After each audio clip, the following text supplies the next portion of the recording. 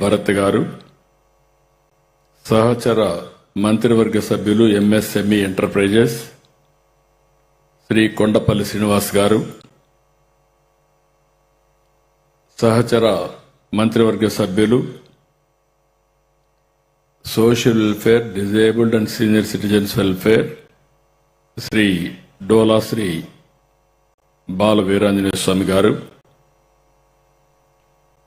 Chairman APIIC government of Andhra Pradesh Mantena Ramaraju గారు,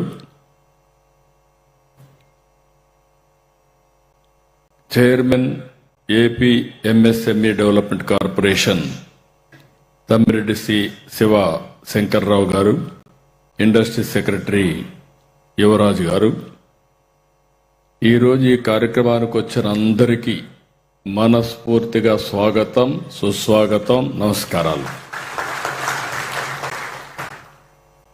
MSME సబ్మిట్కి స్వాగతం. Doctor BR Ambedkar గారి పేరుతో ఒక మోడ్రన్ కళావేదిక ప్రారంభించుకుని ఇదే ప్రాంగణంలో ఈరోజు ఎంఎస్ఎంఈ సబ్మిట్ నిర్వహించుకుంటున్నాం. నా ఉద్దేశంలో ఇది ఒక చరిత్రగా మిగిలిపోతుంది. వన్ ఫ్యామిలీ వన్ ఆంటర్ప్రెన్యూర్ తప్పకుండా జరిగి తీరుతుందని చెప్పి కూడా నేను మీ అందరికి విజ్ఞప్తి చేస్తున్నా.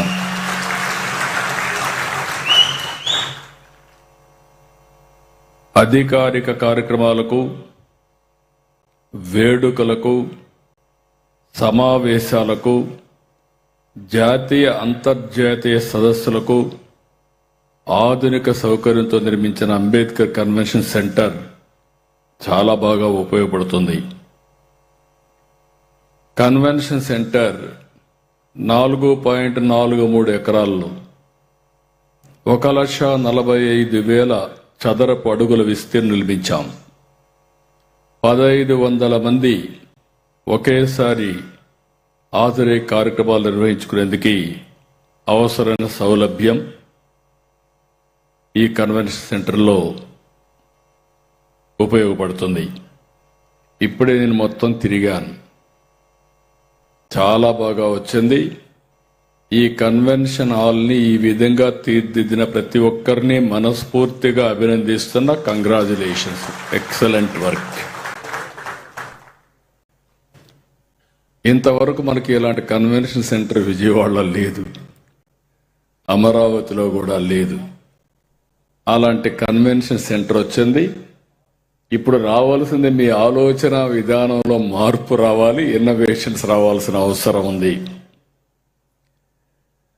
భారత ఆర్థిక వ్యవస్థకు వెన్నెముక ఎంఎస్ఎంఈ రంగం. భారీ పరిశ్రమల దేశానికి ప్రతిష్ట తీసుకొస్తే సూక్ష్మ, చిన్న, మధ్య తరహా పరిశ్రమలు లక్షల కుటుంబాలకు జీవనోపాధి ఇస్తాయి. చిన్న ప్రయత్నంతో మొదలయ్యే ఆలోచనను పెద్ద పరిశ్రమగా మార్చే శక్తి ఎంఎస్ఎంఈలోకే ఉంది.